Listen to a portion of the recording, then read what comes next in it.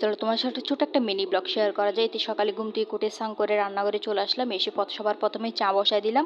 এই যে প্রতিদিন অভ্যাস সকালে ঘুম থেকে ওঠার পর চা খাওয়া, চা খেয়ে আমি আমার কাজগুলো শুরু করে দিই। এদিকে পেঁয়াজের উপর কিছু টেকনিক চালাতে চেয়েছিলাম, তো টেকনিকটা হলো না, বাদ দেওয়া যাক, দিয়ে আমি আবার কাজটা আবার শুরু করে দিই। এদিকে আমি রান্নাবান্নাটা স্টার্ট করে দিই। এদিকে রান্নাবান্না পুরো কমপ্লিট হয়ে গেলো। রান্নাবান্না কমপ্লিট করে আমি রান্নাঘরটা পরিষ্কার করে নিচ্ছি। রান্নাঘর পরিষ্কার করে আমি চলে আসি আরেকটা কাজে। ঘরের এই যে পর্দাগুলো যে একটু ময়লা হয়েছে, এগুলো ধুয়ে দেওয়া লাগবে। তো ভেবেছিলাম নিচ থেকে খুলতে পারো, তা ভাবনা হলো না, তো উপর থেকে উঠে খোলা লাগতেছে, তো আজকে এতটুকু। চলো তোমার সাথে ছোট একটা মিনি ব্লগ শেয়ার করা যায়। এতে সকালে ঘুম থেকে উঠে স্নান করে রান্নাঘরে চলে আসলাম। এসে সবার প্রথমে চা বসায় দিলাম।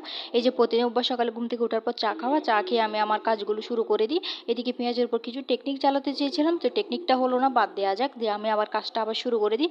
এদিকে আমি রান্নাবান্নাটা স্টার্ট করে দিই। এদিকে রান্নাবান্না পুরো কমপ্লিট হয়ে গেলো। রান্নাবান্না কমপ্লিট করে আমি রান্নাঘরটা পরিষ্কার করে নিচ্ছি। রান্না